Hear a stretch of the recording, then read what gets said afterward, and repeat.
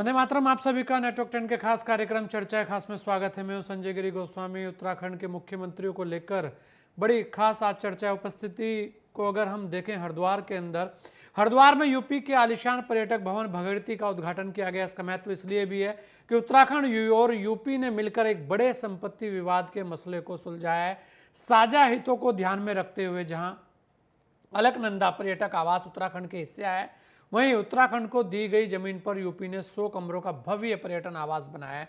दोनों राज्यों ने एक शानदार मिसाल प्रस्तुत की है। दोनों राज्य एक दूसरे के परस्पर सहयोग से तेजी से आगे बढ़ सकते हैं। बाकी मामलों पर भी दोनों राज्य आपसी संवाद से समाधान निकाल सकते हैं और इसी पर आज की चर्चा है। इसी पर हमारे साथ खास मेहमान जुड़ चुके हैं। हमारे साथ शादाब शम्स जी हैं, प्रवक्ता हैं भारतीय जनता पार्टी के, और हमारे साथ गरिमा दसोनी जी हैं, प्रवक्ता हैं कांग्रेस की। और यहां पर एक बार सुन लेते हैं कि योगी आदित्यनाथ जी ने क्या कहा। एक भारत श्रेष्ठ भारत की होनी चाहिए। हम सब मिलकर के एक भारत श्रेष्ठ भारत की परिकल्पना को कैसे साकार कर सकते हैं, इसके लिए आवश्यक है कि आपसी कुछ मतभेदों से ऊपर उठ करके हमें कार्य करना होगा। और आपसी मतभेदों से ऊपर उठ करके जब हम कार्य करने की बात करते हैं तो स्वाभाविक रूप से हमें राजनीतिक संकीर्णता से ऊपर उठना ही होगा। ये उन सभी राज्यों के लिए उदाहरण बन सकता है जहां पर आपसी सहमति से कोई विवाद का समाधान नहीं हो पाता है। क्या कि उत्तर प्रदेश और उत्तराखंड ने कैसे किया है। अलकनंदा होटल का हो चुका है, इससे पहले रोडवेज की समस्या, वन निगम से जुड़ी हुई समस्या, आवास विभाग से जुड़ी हुई समस्या। 21 जब हम नवंबर 21 में मिले थे उस समय हम लोगों ने इन सभी का समाधान किया था। और आने वाले समय में जो बाकी बची हुई चीजें हैं उसका भी समयबद्ध ढंग से सैद्धांतिक सहमति बन चुकी है। व्यवहारिक धरातल पर उसको उतारने की कार्रवाई भी दोनों लोग मिलकर के करेंगे।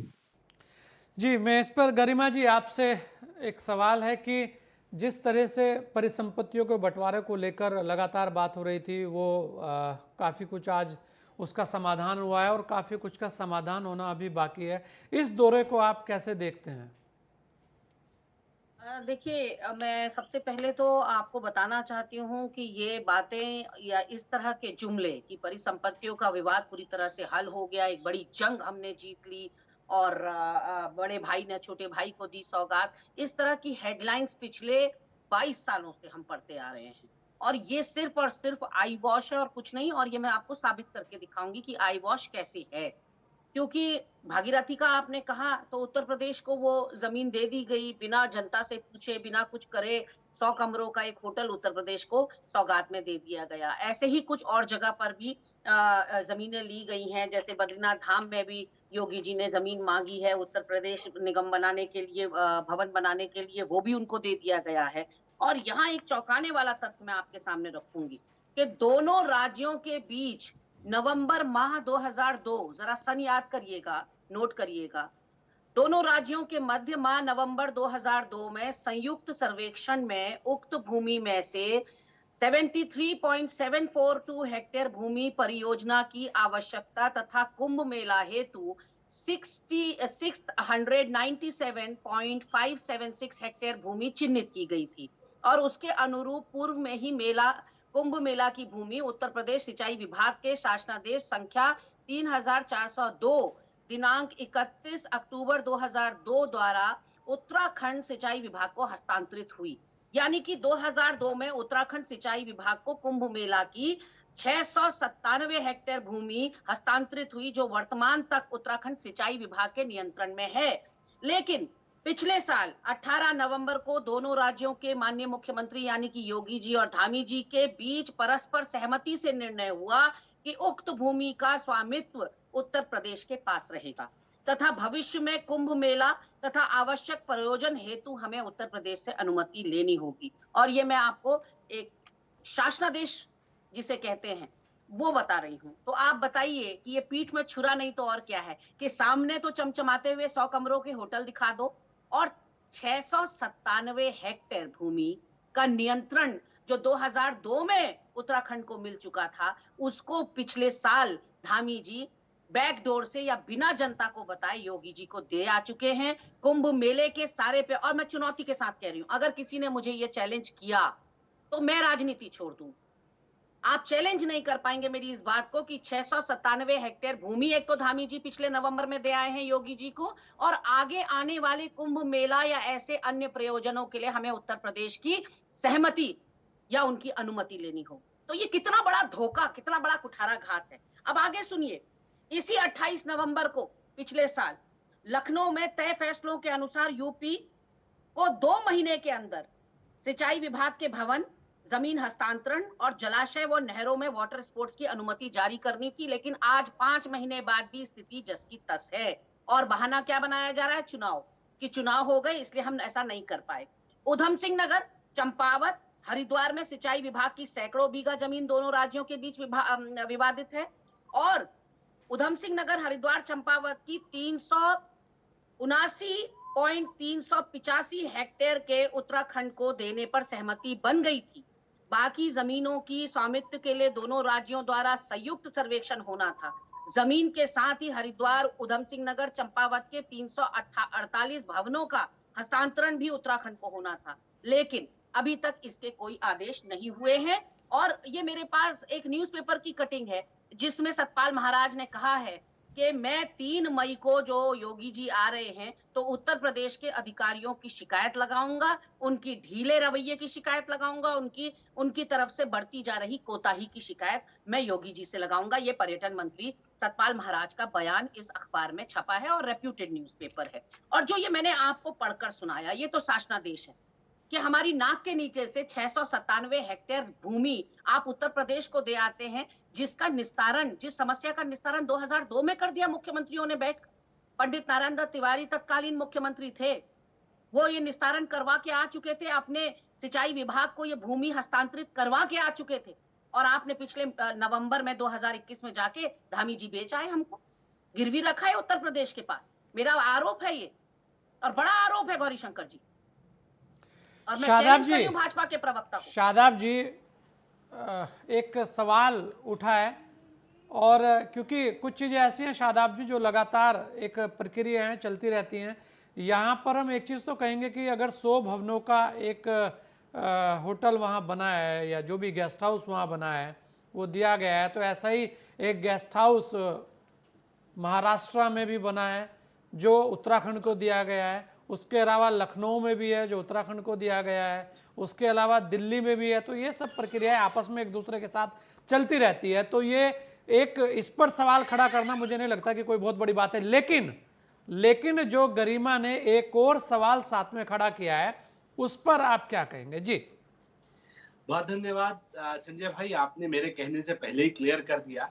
मैं भी मुंबई का एग्जाम्पल यही बोलने वाला था कि हम ये तो मुंबई में हमारा है, दिल्ली में उत्तराखंड सदन है, मुंबई में है, एक दूसरे प्रदेश में हमारे सबके सदन होते हैं, लखनऊ में भी हमारा है जी। और शायद दुनिया की आध्यात्मिक राजधानी माँ गंगा के तट पे हर प्रदेश ये चाहता है। अभी तो उत्तर प्रदेश आया है, और भी प्रदेश आएंगे और सब कहेंगे कि हमें एक एक भवन बनाने की अनुमति दी जाए, क्योंकि हर स्टेट से पूरी चलिए उससे पर्यटन को बढ़ावा मिलेगा और इस तरीके की पहल होनी भी चाहिए। नहीं गौरीशंकर जी, मैंने तो विरोध जताया अरे आइए ना, अभी बोलिए। मैंने विरोध जताया। गरिमा जी आज शादाब सम्स हैं। नहीं, मैंने विरोध जताया। गरिमा जी आज शादाब सम्स हैं आपके सामने। आप नहीं, कोई भी हो, शादाब सम्स हो चाहे योगी आदित्यनाथ को ले आइए मेरे सामने। नहीं, आज गौरीशंकर कोई नहीं है यहाँ पर। नहीं, आप बार भपकी क्या दे रहे हैं? शादाब सम्स क्या योगी आदित्यनाथ को उठा लाइए। गरिमा दसौनी घबराने वालों में से नहीं है। गौरीशंकर गरिमा जी, मैं ये कह रहा हूँ कि आज गौरीशंकर कोई नहीं है, शादाब सम्स हैं। आप पहले सुन लीजिए। गोस्वामी जी, मैं एक्चुअली अभी एक डिबेट से उठी हूँ तो वही चल रहा है। नहीं, इसलिए कह रहा हूँ कि अब शादाब सम्स हैं, उसमें शायद कोई और होंगे। बोलिए आप शादाब जी, जवाब दीजिए। गरिमा जी को किसने कहा डराने के लिए भाई? कहाँ? और वैसे भी मात्र शक्ति उत्तराखंड की डर जाए ऐसा तो संभव ही नहीं है। चलिए बोलिए जी। 100 कमरों का भवन जो उत्तर प्रदेश को दिया है गोस्वामी जी, मैं उसका विरोध ही नहीं कर रही हूँ। मैंने विरोध नहीं किया। मैंने ये कहा उसके चमचमाते हुए उद्घाटन के आड़ में, उसके चमचमाते हुए कमरों के उद्घाटन की आड़ में यहाँ खेल कितना बड़ा उत्तराखंड की जनता के साथ हो रहा है। क्या बोलिए शादाब जी, अब जवाब दीजिए जी। देखिए, मैंने कहा कि कांग्रेस बहुत ज्यादा बौखला गई है। बौखला इसलिए गई है कि कुछ और करने के लिए नहीं है। घर के शोर से परेशान है, आंतरिक झगड़ों से परेशान है, और जो डूबने का कारण है, जो लगातार कांग्रेस का पतन हो रहा है, उसका सबसे मुख्य कारण यही है कि जब जब आस्था के नाम पे कुछ काम होते हैं तो ये अड़ंगा लगाने का काम करते हैं। अरे हम तो वो इतना बड़ा दिल रखने वाले हैं। अरे हमने सीए लागू कर दिया और हमने कहा हिंदुस्तान में सनातन धर्म का मानने वाला कहीं दुखी हो तो हिंदुस्तान आ जाए, हमने हमारे दरवाजे खोले। तब उत्तराखंड में अपने लोगों के लिए दरवाजे बंद कैसे कर सकते हैं? माँ गंगा के तट पे उनके लिए दरवाजे बंद कैसे कर सकते हैं? हम तो अतिथि देवो भव के मानने वाले। लेकिन कांग्रेस की समझ में नहीं आ रहा है, कांग्रेस बौखला रही है। बहुत अच्छा एग्जाम्पल दिया कांग्रेस की प्रवक्ता ने, कहा 2002 में पंडित नारायण दत्त तिवारी जी ने समझौते किए थे, तो 5 साल तक उनकी सरकार रही, इंप्लीमेंट क्यों नहीं करा पाए? उसके बाद फिर 5 साल कांग्रेस की सरकार रही, तो इंप्लीमेंट क्यों नहीं करा पाए? सिर्फ मामलों को खराब करना और उन पे राजनीति करना कांग्रेस को आता है। असल में मुझे वो सुना इन नहीं झगड़ों आपने, को मुझे सुलझाना गौर से चाहते सुना ही नहीं नहीं। आपने। अरे अध कचरा ज्ञान सुनिए कहते ना हैं आप अभी, इसको, अरे बीच अध में कचरा बोलने की ज्ञान कहते बीमारी हैं बंद इसको, कर क्योंकि दीजिए, ये बहुत मैंने गंदी जो बीमारी कहा, है। मैंने गरिमा जो जी, कहा वो इसके सुना बाद नहीं आप है। जवाब सुन दीजिएगा। लीजिए पहले। गरिमा जी नहीं पूरा सुना ही मौका नहीं मिलेगा, इन्होंने, आप बोलिएगा अर्थ फिर। का एक बार आपको सुन समय लीजिए। मिलेगा, जवाब दीजिएगा, आपने तब सुना अभी ही नहीं उत्तर जो ले मैंने लीजिए। कहा। गरिमा अभी तो जी, मैंने शासकीय प्रश्न भाषा पूछा नहीं, थी, अभी से बिल्कुल। बौखलाहट शासकीय शुरू हो भाषा गई थी तो आपकी शायद तो। आपकी समझ में नहीं, शासकीय भाषा अरे थी तो शायद आपकी अभी, समझ में आई भी अरे नहीं हो। शासकीय, अभी आप अपनी भाषा अपने पास संभाल के रखिए, अभी आपसे पूछेंगे, बताएंगे आप। नहीं, दूसरा आप इन्होंने आधा कहा, ज्ञान दिखा रहे हैं ना अरे यहाँ भाई पर, आपने सुनिए ना, मुझे सुना ही कमाल है, नहीं ठीक बीच में से। बहुत बड़ा प्रॉब्लम है ये तो। अगर आपने आपको मुझे सुनने सुना का ही दम नहीं, नहीं है, इसका आपको मतलब। सुनने का दम ही नहीं है आपको, तो क्या सुनेंगे आप लोग? नहीं, जनता ने आपने नकार गलत दिया, सुना फिर है भी मुझे। समझ नहीं आ रहा आपको। आप यहाँ पर कितनी गलत बार उदाहरण पिट रख के रहे हैं। मानोगे? कितनी बार गिरोगे? जनता ने निपटा दिया, फिर भी बोलते जा रहे, सुन लो ना।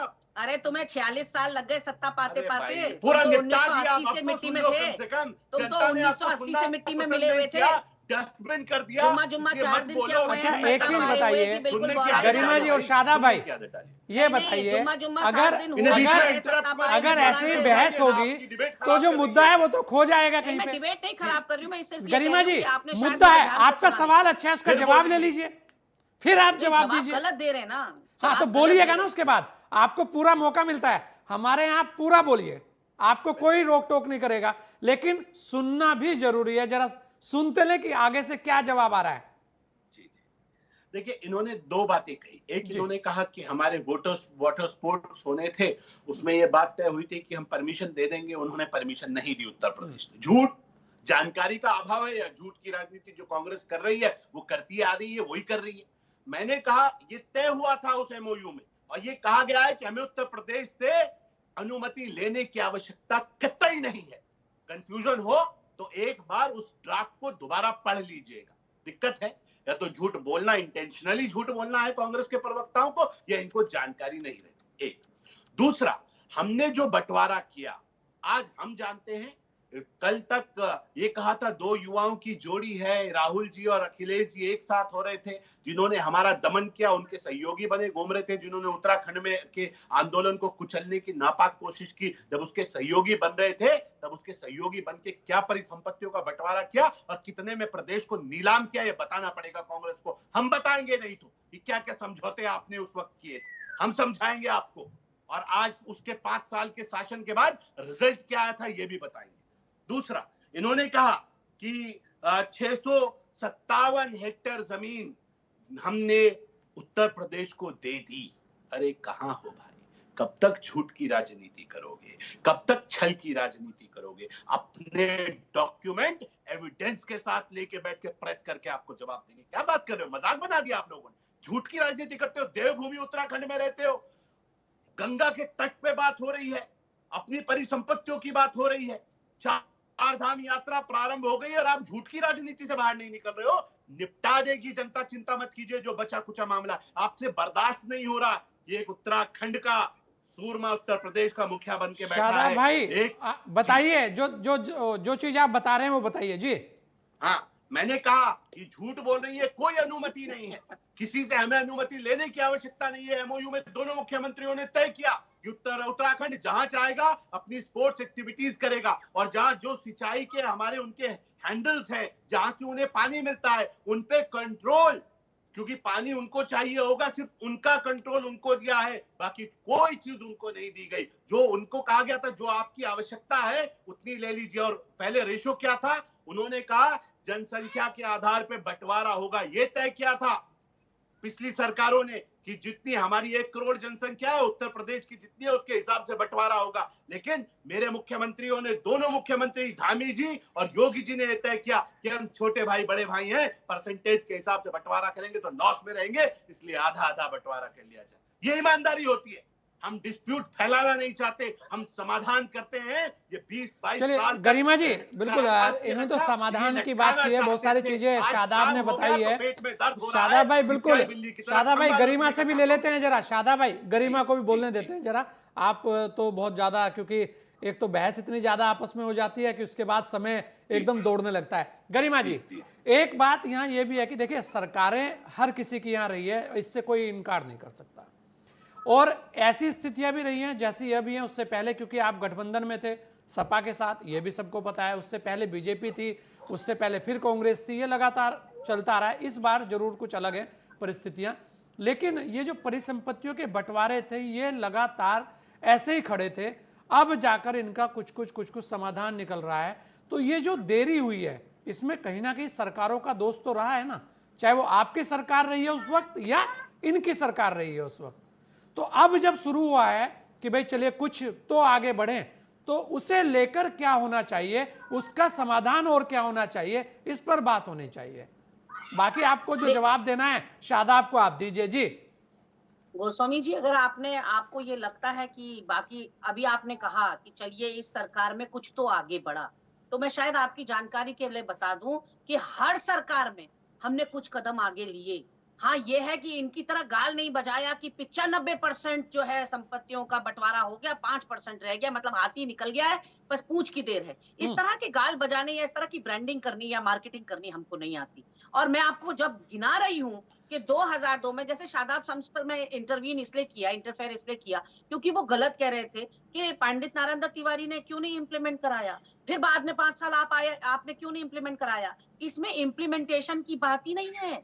जो मैंने कहा कि 2002 में 697 हेक्टेयर भूमि हस्तांतरित हो चुकी थी उत्तराखंड के नाम सिंचाई विभाग की, इसमें इंप्लीमेंटेशन की कौन सी बात है। मैं कह रही हूँ ट्रांसफर हो गई थी भूमि उत्तराखंड के नाम, और पिछले 28 नवंबर को आपके धामी जी बेच आए हैं उत्तर प्रदेश के हाथ हमको। ये 697 उनको दे आए हैं, तो इसमें इंप्लीमेंटेशन की बात है। मैंने आपसे कहा कि मैं ये शासनादेश पढ़ रही हूँ, मैं ये सुनिए, मैं जो फैक्ट हुआ है किस बात का था, ये देखिए, बंटवारा किस बात का रह गया था। अब गोस्वामी जी शांत शादाब भाई सुन तो लीजिए यार, शादाब भाई सुन तो लीजिए, फिर जवाब दीजिए, आपको भी मौका दिया जाएगा, है सब अभी हमारे पास। देखिए गरिमा जी बोलिए। देखिए गोस्वामी जी, मेरी आदत है कि मैं डिबेट में तैयारी के साथ आती हूँ। मैंने आपको ये आर्टिकल दिखाया जिसमें सतपाल महाराज का बयान है, मैंने तमाम नहरें गिनाई, तमाम विभाग गिनाए, फिर मैंने आपको ये 28 नवंबर 2021 का शासनादेश दिखाया जिसमें इन लोगों के बीच में पैक्ट हो चुका है, धामी और योगी के बीच में पैक्ट हो चुका है कि कुंभ के आयोजन से पहले हमें उत्तर प्रदेश से अनुमति लेनी होगी, और 2002 की जो भूमि हमको मिली थी वो वापस उत्तर प्रदेश के पास चली गई है। ये मैं दिखा रही हूँ, और मैं कह रही हूँ कि मेरे इस बयान को या इस आरोप को जो चैलेंज कर दे तो मैं राजनीति छोड़ दूं, लेकिन ऐसा मुझे प्रतीत हो रहा है, मुझे ऐसा प्रतीत हो रहा है। शादाब भाई बिल्कुल, शादाब भाई 2 मिनट दे दीजिए और शादाब जी जी गरिमा जी बोलिए। मुझे ऐसा प्रतीत हो रहा है कि शादाब शम्स, मैंने जब अपनी तैयारी की बात कही, मैं आपको बताना चाहती हूँ कि ये किसी डिबेट में कोई तैयारी करके नहीं आते हैं, और सिर्फ यहाँ पर गंगा के तट पे और डुबा देंगे, मिट्टी में मिला देंगे, चुल्लू भर पानी ले लो, शर्म करो तुम कांग्रेसियों, तुमने देश को लूट खाया। इन जुमलों के अलावा शादाब शम्स के पास और कोई बात नहीं होती। ये तथ्यों पे आधारित बात नहीं करते। इन्होंने कहा आधे आधे का बंटवारा हो गया, इन्होंने अभी आपके सामने कहा परसेंटेज का नहीं, हमारे आधे आधे का बंटवारा हो गया। क्या बंटवारा हो गया आधे आधे का शादाब शम्स जी? क्या आपके पास कोई तथ्य, कोई प्रूफ, कोई फैक्ट्स या स्ट्रेटेजिक कोई प्लानिंग होती है?